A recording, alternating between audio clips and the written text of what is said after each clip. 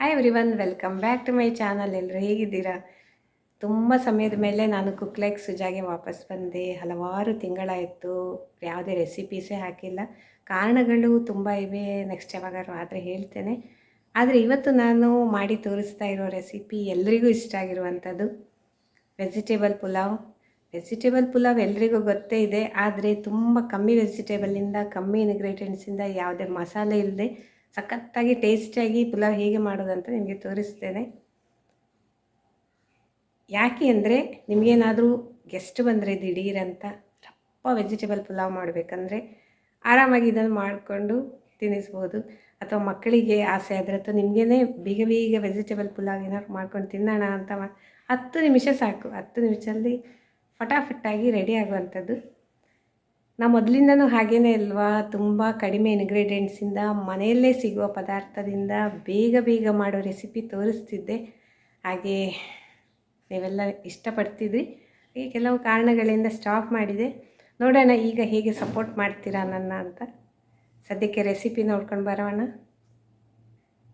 ಸದ್ಯಕ್ಕೆ ನಾನೊಂದು 2-3 ಜನರಿಗೆ ಅಂತ ಲೆಕ್ಕದಲ್ಲಿ 2 ಕ್ಯಾರೆಟು, 1 ಕ್ಯಾಪ್ಸಿಕಮ್ ತೊಗೊಂಡಿದ್ದೇನೆ. ಜನ ಜಾಸ್ತಿ ಇದ್ದರೆ ಇದರ ಕ್ವಾಂಟಿಟಿ ಕೂಡ ಜಾಸ್ತಿ ಮಾಡ್ಕೋಬೋದು. ಹಾಗೆ ಇದನ್ನು ಚೆನ್ನಾಗಿ ಸಣ್ಣಕ್ಕೆ ಹೆಚ್ಕೋಬೇಕು. ನಾನು ಸ್ವಲ್ಪ ಉಪ್ಪು ಹಾಕಿ ನೆನೆಸಿಟ್ಟಿದ್ದೇನೆ. ಮೊದಲು ತೊಳೆದಿದ್ದೇನೆ, ಆದರೂ ಕೂಡ ಇನ್ನೊಮ್ಮೆ ಹಾಗೆ ಮಾಡಿದೆ, ಯಾಕಂದರೆ ಏನಾದರೂ ಕೆಮಿಕಲೆಲ್ಲ ಇರುತ್ತಲ್ಲ. ಈಗ ಬಾಣಲೆಗೆ ಎಣ್ಣೆಯನ್ನು ಸ್ವಲ್ಪ ಜಾಸ್ತಿ ಹಾಕ್ಕೋಬೇಕು ಯಾವಾಗಿನಕ್ಕಿಂತ. ಒಂದು 2-2.5 ಟೀ ಸ್ಪೂನು ತೆಂಗಿನ ಎಣ್ಣೆ ಹಾಕಿದ್ದೇನೆ. ನಾವು ತೆಂಗಿನ ಎಣ್ಣೆ ಯೂಸ್ ಮಾಡುವಂಥದ್ದು. ಹಾಗೆ ಉದ್ದಿನ ಬೇಳೆ 1 ಟೀ ಸ್ಪೂನ್, ಅರ್ಧ ಟೀ ಸ್ಪೂನು ಜೀರಿಗೆ ಮತ್ತು 1/4 ಟೀ ಸ್ಪೂನಷ್ಟು ಸಾಸಿವೆ ಹಾಕ್ಕೊಂಡು ಸ್ವಲ್ಪ ಅದೆಲ್ಲ ಚಿಟಪಟ ಅಂತ ಬಿಸಿ ಆಗುವಾಗ ನೆಕ್ಸ್ಟ್ ಹಾಕೋದು ಸ್ವಲ್ಪ ಅರಿಶಿಣ ಆರೋಗ್ಯಕ್ಕೆ ಒಳ್ಳೆಯದಲ್ವ. ಆಮೇಲೆ ಖಾರಕ್ಕೆ ತಕ್ಕ ಹಾಗೆ ಮೆಣಸಿನ ಹುಡಿ 1.5 ಟೀ ಸ್ಪೂನ್ ಅಷ್ಟು ಹಾಕಿದ್ದೇನೆ. ಸ್ವಲ್ಪ ಖಾರ ಜಾಸ್ತಿ ಬೇಕಂದರೆ ಜಾಸ್ತಿ ಹಾಕ್ಕೋಬೋದು ನೀವು. ಹಾಗೆ ಚೆನ್ನಾಗಿ ಮಿಕ್ಸ್ ಮಾಡಿಬಿಡ್ಬೇಕು ಅದನ್ನು.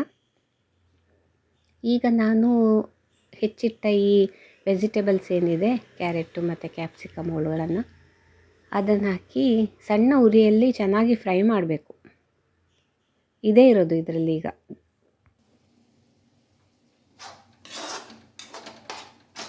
ನೀರು ಹಾಕಿ ಬೇಯಿಸೋದು ಬೇಡ. ಇದಕ್ಕೆ ಎಣ್ಣೆಯಲ್ಲೇ ಸ್ವಲ್ಪ ಜಾಸ್ತಿ ಎಣ್ಣೆ ಹಾಕಿದ್ದು, ಅದಕ್ಕೆ ಒಂದು 2.5 ಟೀ ಸ್ಪೂನ್ ಅಷ್ಟು ಎಣ್ಣೆ ಹಾಕಿದ್ದೇನೆ. ಎಣ್ಣೆ ಹಾಕಿ ಚೆನ್ನಾಗಿ ಸಣ್ಣ ಉರಿಯಲ್ಲಿ ಹುರ್ಕೋಬೇಕು. ಆ ಹುರಿಯೋದ್ರಿಂದ ಅದೇ ಒಂಥರ ಟೇಸ್ಟ್ ಬರೋದು. ನೀರು ಹಾಕಿ ಬೇಯಿಸಿದರೆ ಚೆನ್ನಾಗಿರಲ್ಲ. ಮತ್ತು ನಾವು ತೊಳೆದಿರ್ತೇವಲ್ಲ, ಈಗ ನಾನು ವಾಶ್ ಮಾಡಿದೆ ಅಲ್ಲ ಆ ನೀರಲ್ಲಿ, ಆ ನೀರೆಲ್ಲ ಸರಿಯಾಗಿ ಸೋಸ್ಕೋಬೇಕು. ಉಳಿದ ನೀರು ಏನಿರುತ್ತೆ ಅದಕ್ಕೆ ಇರೋ ನೀರು ಸಾಕಾಗತ್ತೆ ಅದನ್ನೇ ಬೆಂದ್ಕೊಳ್ಳೋಕ್ಕೆ. ಒಂದೊಮ್ಮೆ ನೀವು ವೆಜಿಟೇಬಲ್ಲೆಲ್ಲ ತೊಳೆದು ಆಮೇಲೆ ಹೆಚ್ಚಿದರೆ ಆಗ ಸ್ವಲ್ಪ ನೀರು ಚಿಮುಕ್ಸಿದ್ರೆ ಸಾಕಾಗತ್ತೆ, ಆಯಿತಾ. ಅಂದರೆ ತುಂಬಾ ಡ್ರೈ ಇದ್ದು ಬಿಟ್ಟರೆ ನೀರು ಚಿಮುಕ್ಸಿದ್ರೆ ಸಾಕಾಗತ್ತೆ. ಈಗ ನಾನು ತೊಳ್ಕೊಂಡೋದ್ರಿಂದ ಅಗತ್ಯ ಇರಲ್ಲ, ಅದರಲ್ಲೇ ಬೆಂದ್ಕೊಬಿಡತ್ತೆ. ಓಕೆ, ಸಣ್ಣ ಊರಲ್ಲಿ ಇಟ್ಕೊಳ್ಳಿ, ತುಂಬ ಹೈ ಫ್ಲೇಮಲ್ಲಿ ಮಾಡೋಕ್ಕೆ ಹೋಗಬೇಡಿ, ಸೀದೋಗ್ಬಿಡುತ್ತೆ ಆಮೇಲೆ.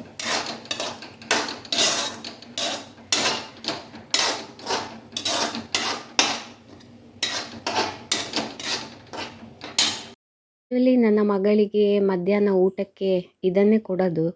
ಹೆಚ್ಚಿನ ದಿನಗಳು ರೈಸ್ ಐಟಮ್ಮೇ ಕೇಳ್ತಾಳೆ. ಇನ್ನು ಕೆಲವೊಂದು ಸಲ ಚಪಾತಿ, ಬಾಜಿ, ದೋಸೆ ಹೀಗೆಲ್ಲ ಕೊಡ್ತೇವೆ. ಬೆಳಗ್ಗೆ ತಿಂಡಿ ಅಂತೂ ಚಪಾತಿ, ದೋಸೆ, ಇಡ್ಲಿ ಅದೆಲ್ಲ ಇರುತ್ತಲ್ವ. ಮಧ್ಯಾಹ್ನ ಊಟಕ್ಕೆ ಸ್ವಲ್ಪ ಅನ್ನ ಹೋದರೆ ಹೊಟ್ಟೆಗೆ ಸ್ವಲ್ಪ ತಂಪಿರುತ್ತೆ. ಅದರಲ್ಲೇ ಸ್ವಲ್ಪ ಈ ರೀತಿ ಮಾಡಿಕೊಟ್ಬಿಟ್ರೆ ಟಿಫನ್ ಬಾಕ್ಸ್ ಖಾಲಿ ಮಾಡಿಕೊಂಡೇ ಬರ್ತಾರೆ ಮಕ್ಕಳು.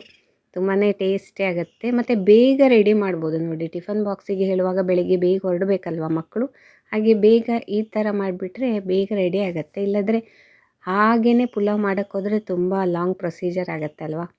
ಸೊ ಇದು ನೋಡಿ ಬೆಸ್ಟ್ ನಿಮಗೆ ಐಡಿಯಾ, ಪ್ಲ್ಯಾನ್ ಮಕ್ಕಳಿಗೆ ಟಿಫಿನ್ ಬಾಕ್ಸಿಗೆ. ಅದು ಕಲರ್ಫುಲ್ಲಾಗಿರೋ ಕಾರಣ ಬೇರೆ ಬೇರೆ ವೆಜಿಟೇಬಲ್ ಎಲ್ಲ ಹಾಕಿ ಆ ಮಕ್ಕಳಿಗೆ ತುಂಬಾ ಇಂಟ್ರೆಸ್ಟ್ ಬರುತ್ತೆ ತಿನ್ನೋದಕ್ಕೆ. ಇದು ಚೆನ್ನಾಗಿದೆ.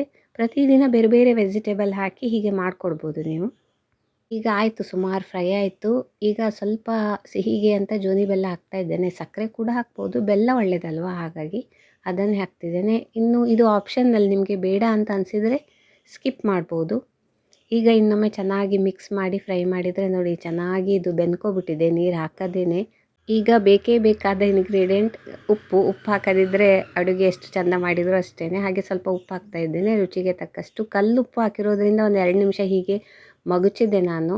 ಪುಡಿ ಉಪ್ಪಾದರೆ ಬೇಗ ಮಿಕ್ಸಪ್ ಆಗಿಬಿಡತ್ತಲ್ವ, ಹಾಗಾಗಿ ತೊಂದರೆ ಇಲ್ಲ. ಈಗ ಫೈನಲಿ ಅನ್ನ ಮಾಡಿಟ್ಕೊಂಡಿರ್ತೇವಲ್ವ ಅದನ್ನು ಹಾಕಿ ಮಿಕ್ಸ್ ಮಾಡಿಬಿಟ್ರೆ ಆಯಿತು ನೋಡಿ. ಪುಲಾವ್ ಪರ್ಫೆಕ್ಟಾಗಿ ರೆಡಿ ಆಗುತ್ತೆ. ಇನ್ನು ಕೆಲವೇ ನಿಮಿಷಗಳು ಬಾಕಿ ಇವೆ ಅಷ್ಟೇ.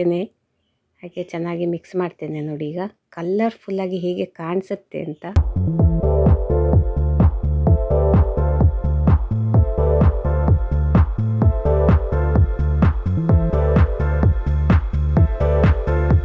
ಎಲ್ಲ ಮಿಕ್ಸ್ ಆದಮೇಲೆ ಸ್ಟವ್ ಆಫ್ ಮಾಡಿಬಿಟ್ಟು ಸ್ವಲ್ಪ ಲಿಂಬು ಹಿಂಡಿ ಇನ್ನೊಂದು ಸಲ ಮಗ್ಚಿಬಿಟ್ರೆ ಆಯಿತು. ಅಂದರೆ ಕೆಲವೊಂದು ಸಲ ಲಿಂಬು ಮೊದಲೇ ಹಾಕಿಬಿಟ್ರೆ ಕಹಿ ಬಿಟ್ಕೊಳ್ಳುತ್ತೆ. ಯಾವುದೇ ಪದಾರ್ಥ ಮಾಡುವಾಗಲೂ ಕೂಡ ಸ್ಟವ್ ಆಫ್ ಮಾಡಿಬಿಟ್ಟು ಲಿಂಬು ಹಿಂಡಬೇಕು. ಹುಣಸೆ ಹಣ್ಣು ನೀರು ಹಾಕೋದಾದರೆ ಹುಳಿಗೆ ಮೊದಲೇ ಹಾಕ್ಬೋದು. ಲಿಂಬು ಹಾಕುವಾಗ ಹೀಗೆ ನೆನ್ಪಿಟ್ಕೊಳ್ಳಿ. ಈಗ ನೋಡಿ ನಮ್ಮ ಕಲರ್ಫುಲ್ಲಾದ tasty easy vegetable pulao ready ಆಗೇ ಬಿಡ್ತು. ನೋಡಿದ್ರಾ?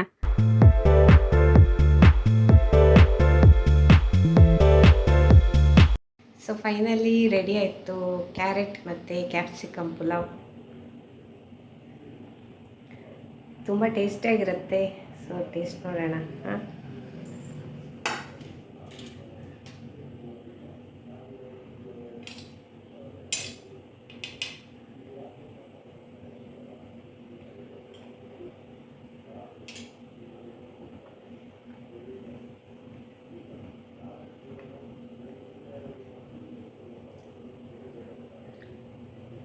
ಚೆನ್ನಾಗಿದೆ ಆಯಿತಾ. ಈ ಕ್ಯಾರೆಟ್ ಒಂಥರ ಪೂರ್ತಿ ಬೆಂದ್ಕೊಂಡು ಪಿಚಕಾಗಲಿಲ್ಲ, ಚೆನ್ನಾಗಿ ಹುರಿದಿದ್ದಲ್ವಾ ಎಣ್ಣೆಯಲ್ಲಿ, ಹಾಗಾಗಿ ಬಾಯಿಗೆ ಸಿಗುತ್ತೆ ತಿನ್ನೋಕ್ಕೆ, ಚೆನ್ನಾಗಿದೆ. ಆಮೇಲೆ ಒಗ್ಗರಣೆ ಉದ್ದಿನಬೇಳೆ ಸಾಸಿವೆ ಕಾಳು ಅದೆಲ್ಲ ಚೆನ್ನಾಗಿ ಮಿಕ್ಸ್ ಆಗಿ ಮೆಣಸಿನ ಹುಡಿ ಎಲ್ಲ ಟೇಸ್ಟ್ ಎಷ್ಟು ಚೆನ್ನಾಗಿ ಬಂದಿದೆ ಗೊತ್ತುಂಟ. ಒಮ್ಮೆ ಮಾಡ್ಕೊಂಡು ತಿನ್ನಿ ನೀವು ಆಯಿತಾ. ಪಟಾಪಟ್ ಮಾಡ್ಕೊಂಡು ಪಟಾಪಟ್ ತಿಂದ್ಬಿಡ್ಬೋದು. ಮಕ್ಕಳಿಗೆ ಟಿಫಿನ್ ಬಾಕ್ಸಿಗೆ ಹೇಳಿ ಮಾಡಿಸಿದಂಥ ಪುಲಾವ್ ಇದು ಆಯಿತಾ. ಇನ್ನು ನಿಮಗೆ ಫ್ರೀ ಇರುವಾಗ ಎಲ್ಲ ಮಸಾಲೆ ಹಾಕ್ಕೊಂಡು ಪುಲಾವ್ ಮಾಡ್ಕೊಂಡು ತಿನ್ಬೋದು. ಬೇಗ ಬೇಕು ಟೇಸ್ಟಿ ಬೇಕನ್ನುವಾಗ ಇದೇ ಬೆಸ್ಟ್. ಖಾರನೂ ಜಾಸ್ತಿ ಬೇಕಾಗಿಲ್ಲ. ಒಮ್ಮೊಮ್ಮೆ ನಿಮಗೆ ಖಾರ ಜಾಸ್ತಿ ಬೇಕು ಅನಿಸಿದರೆ ನೀವು ಖಾರ ಜಾಸ್ತಿ ಹಾಕ್ಕೋಬೋದು, ಮೆಣಸಿನ ಹುಡಿ ಸ್ವಲ್ಪ ಹಾಕ್ಕೋಬೋದು. ಬೇರೆ ಎಂಥದಿಲ್ಲ ನೋಡಿ ಅಲ್ವಾ.